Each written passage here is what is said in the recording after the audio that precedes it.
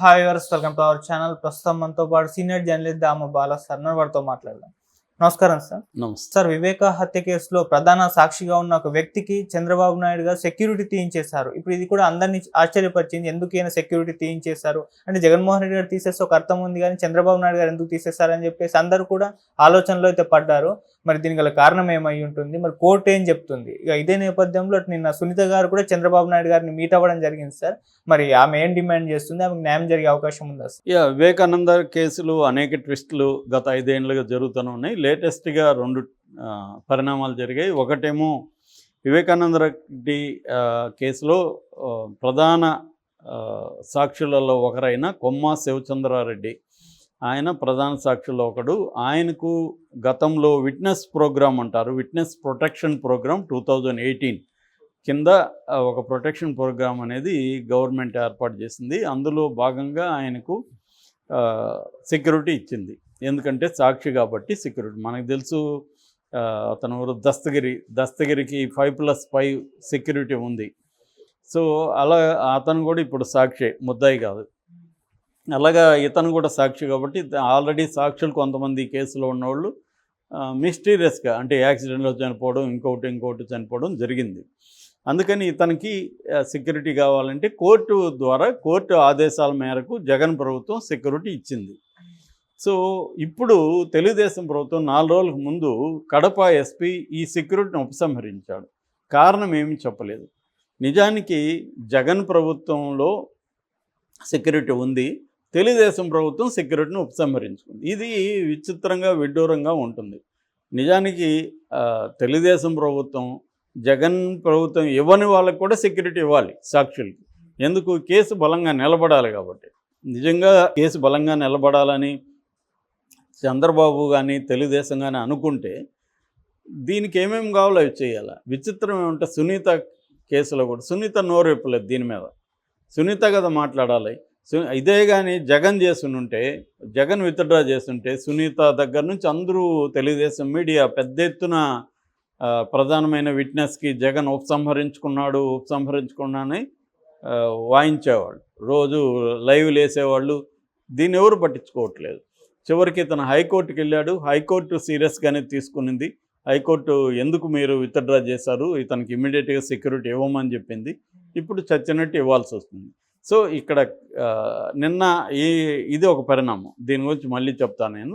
ఈ పరిణామంలో నిన్న సునీత వాళ్ళ భర్త నెర్రెడ్డి రాజశేఖర రెడ్డి ఇద్దరు కలిసి చంద్రబాబుని కలిసి ఏదో కొంత ఫండ్ ఇచ్చారు వరదలకి. ఇచ్చిన తర్వాత వాళ్ళు సిబిఐకి చెప్పి, మీరు కేంద్ర ప్రభుత్వానికి చెప్పి సిబిఐని త్వరగా దీని మీద విచారణ ముగించి ట్రయల్కి తీసుకెళ్ళమని చెప్పండి అనేది సునీత చెప్పింది.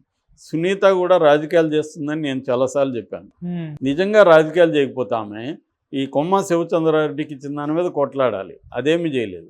అట్లాగే సిబిఐ త్వరగా కావాలని ఇప్పుడు చంద్రబాబుని అడుగుతుంది, కానీ ఈ 100 రోజుల్లో ఆమెమీ చేయలేదు. ఇప్పుడు కూడా ఆమెమీ గట్టిగా డిమాండ్ చేయట్లేదు. ఏదో కలిసింది, అడిగేసి వచ్చింది అంతే. ఇంతకుముందు అంతా సుప్రీంకోర్టుకి మాట్లాడితే వెళ్ళిపోయేది, ఎవరు బెయిల్ పిటిషన్ అయినా ఇంప్లీడ్ అయిపోయేది. భయంకరంగా కొట్లాడుతున్నట్టు, ఒక తండ్రి కోసం బిడ్డ ఎలా కొట్లాడుతుందో చూడండి అని ఒక మెలోడ్రామాని మనకు వండి వార్చేవాళ్ళు తెలుగుదేశం మీడియా వాళ్ళు. ఇప్పుడు ఏమైపోయింది ఆ మెలోడ్రామా? తండ్రి కోసం ఆమె ఎందుకు ఇప్పుడు కొట్లాడడం మానేసింది? ఎందుకు షర్మిల సైలెంట్గా ఉంది? ఇప్పుడున్నది తెలుగుదేశం ప్రభుత్వానికి సంబంధించిన డబుల్ ఇంజన్ సర్కారే కదా అక్కడ. సో వీళ్ళు అనుకుంటే, ఇప్పుడు చంద్రబాబు అనుకుంటే స్పీడ్గా చేయగలరు కదా. సిబిఐ ఎవరు కంట్రోల్లో ఉంటుంది? హోమ్ మినిస్టర్ కంట్రోల్లో ఉంటుంది. హోంశాఖ అమిత్ షాతో ఎప్పుడు కావాలంటే అప్పుడు చంద్రబాబు మాట్లాడగలరు. అంతెందుకు మోడీతోనూ మాట్లాడగలరు. సో వాళ్ళు అనుకుంటే సిబిఐ దీని మీద దృష్టి పెట్టి అదే వీళ్ళ కోరిక మేరకు జగన్ కూడా ఇరికిచ్చేయచ్చు కదా. జగనే కదా అసలు చేశాడు. జగన్కి 4:30 గంటలకి తెల్లారితో తెలిసిందని మనల్ని నమ్మించడానికి సాయశక్తిలో ప్రయత్నించారు కదా వీళ్ళు. మరి ఇప్పుడు వీళ్ళు 100 రోజులు అయిపోయింది కదా, మరి జగన్ మీద ఎందుకు కేసు పెట్టలేదు? ఇప్పుడు ఎందుకు అవినాష్ రెడ్డిని అరెస్ట్ చేయలేదు? అప్పుడంటే స్టేట్ పోలీసులు అడ్డుకున్నారు, సిబిఐని కూడా రానికుండా చేసేసారు. ఈ కట్టుకథలంతా మనకి చెప్పి నమ్మించడానికి ట్రై చేశారు కదా. ఇప్పుడు మరి వీళ్ళ ప్రభుత్వం ఉంది, సిబిఐని వచ్చి అతన్ని అరెస్ట్ చేసి జైల్లో పెట్టమనండి. అవినాష్ రెడ్డిని ఎందుకు చేయలేదు?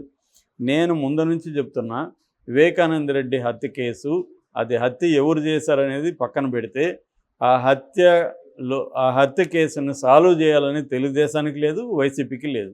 ఓకే. వైసీపీ రాజకీయంగా ఉపయోగించుకునింది 2019లో బ్రహ్మాండంగా. తర్వాత తెలుగుదేశం ఈ 5 ఏళ్ళుగా ఉపయోగించుకుంటూనే ఉంది. ఇంకా కూడా అది ఉపయోగపడితే ఉపయోగించుకుంటుంది తప్ప దాది అంతమైపోవాలని తెలుగుదేశానికి లేదు. అంతమైపోతే ఉపయోగించుకోవడానికి ఒక ఆయుధం పోతుంది కదా, అది ఉండాలి. అంటే సాల్వ్ కాకుండా ఉండాలి. మామూలుగా చెప్తుంటారు ప్రజల సమస్యలు సాల్వ్ అయిపోతే మనల్ని కూడా కేర్ చేస్తాడని. ఇది కమ్యూనిస్టులు చెప్తారు, ఇటుపక్క దళిత నాయకుడు కాంచీరామ స్టేట్మెంట్ కూడా అదే, దళిత సమస్యలన్నీ సాల్వ్ అయితే మనకేం పని అని. అంటే వీళ్ళకి సమస్యలు ఉండాలి, సమస్యలకి తీరుస్తున్నట్టు వీళ్ళు నటిస్తూ ఉండాలి. అప్పుడే వీళ్ళ ఇంపార్టెన్స్ ప్రజలు గుర్తిస్తారు. అందువల్ల చంద్రబాబుకు కూడా వివేకానంద రెడ్డి హత్య కేసులో ముద్దాయిలకు శిక్ష పడాలని చంద్రబాబుకి కానీ ఏమీ లేదు. ఆయనకి ఏమంటే ఈ కేసు ఉండాలి, ఈ కేసును ఉపయోగించుకొని తను రాజకీయంగా లబ్ధి పొందాలి. జగన్కి అంతే. జగన్ ప్రభుత్వం ఉన్నప్పుడు మరే జగన్ ముద్దాయిల్ని శిక్షించమని ఎందుకు సీరియస్గా తీసుకొని చేయలేదు? జగన్ చెప్తే అప్పుడు కూడా మోడీ ఇనేవాడే కదా. ఎందుకు చేయలేదంటే జగన్కి కూడా ఆ కేసు అవసరం.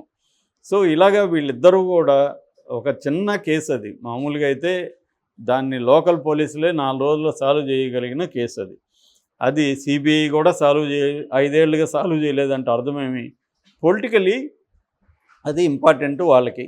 సో కొన్ని కేసులు సాల్వ్ అవ్వడం పొలిటికలీ అవసరం, కొన్ని కేసులు సాల్వ్ కాకుండా ఉండడం పొలిటికల్గా అవసరం. సో అందుకనే వీళ్ళు ఎవరు చంపారనేది పక్కన పెడితే దీని చుట్టూ ఒక డ్రామా చేసి, దీని చుట్టూ ఒక హంగామా క్రియేట్ చేశారు. ఇప్పుడు చంద్రబాబు ప్రభుత్వం ఉంది కానీ ఆయనకి ఏమీ ఇంట్రెస్ట్ లేదు సాల్వ్ చేసే. ఈ సునీత ఊరికి అడగడమే కదా తప్ప ఆమెకు కూడా ఏమి ఇంట్రెస్ట్ లేదు. ఆమెకి రాజకీయంగా ఉపయోగపడితే మళ్ళీ జగన్కి వ్యతిరేకంగా సునీత షర్మిలాలు ఉపయోగించుకుంటారు తప్ప, షర్మిల ఇప్పుడు అని అన్యాయం జరిగిపోయిందని ఎన్నికల్లో అంతా వెళ్ళింది. మరి ఇప్పుడు ఎందుకు ప్రెజర్ చేయట్లేదు చంద్రబాబుని? షర్మిల ప్రెజర్ చేసి, షర్మిల సునీత ప్రెజర్ ఎందుకు చేయట్లేదు? మేము నిరసన తెలియజేస్తాం, ధర్నా చేస్తాం అని ఎందుకు డిమాండ్ చేయట్లేదు? చంద్రబాబు ప్రభుత్వం ఉంది, అక్కడ కూడా చంద్రబాబు చెప్తే వినే ప్రభుత్వం ఉంది. మరి సిబిఐని త్వరగా దీని మీద విచారణ ముగించమని అడగచ్చు, లేదు అవినాష్ రెడ్డిని అరెస్ట్ చేయమని అడగచ్చు. కొమ్మ శివచంద్రారెడ్డి కూడా హైకోర్టులో ఏం చెప్పాడు? అవినాష్ రెడ్డి వల్లే నాకు ప్రాణ భయం ఉంది అన్నాడు.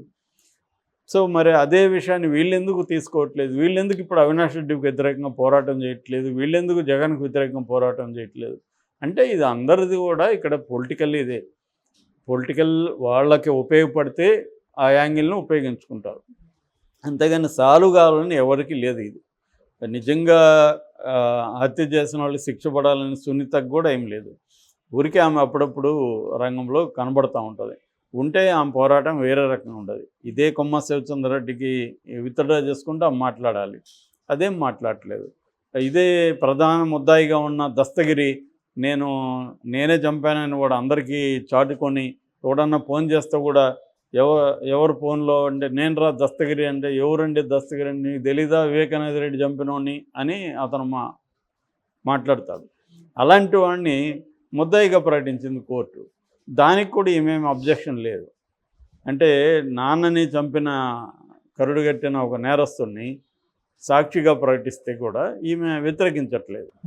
సో అంటే ఎవరో చంపమంటే వాడు చంపాను అంటున్నాడు. వాడైతే నేను చంపమంటే కూడా చంపలే, డబ్బు తీసుకొనే చంపాను అని చెప్తున్నాడు. సో అందువల్ల దీంట్లో ఎవరికి కూడా వివేకానంద రెడ్డికి సాల్వ్ కావాలని లేదు. అందుకనే చంద్రబాబు కూడా విత్డ్రా చేసుకున్నాడు. ఎందుకు వాడికి? ఇప్పుడు ఆయనకు కూడా తెలుసు వాడిని ఎవడేం చేయడని. ఎందుకు చేస్తారు ఇప్పుడు ఆయన్ని?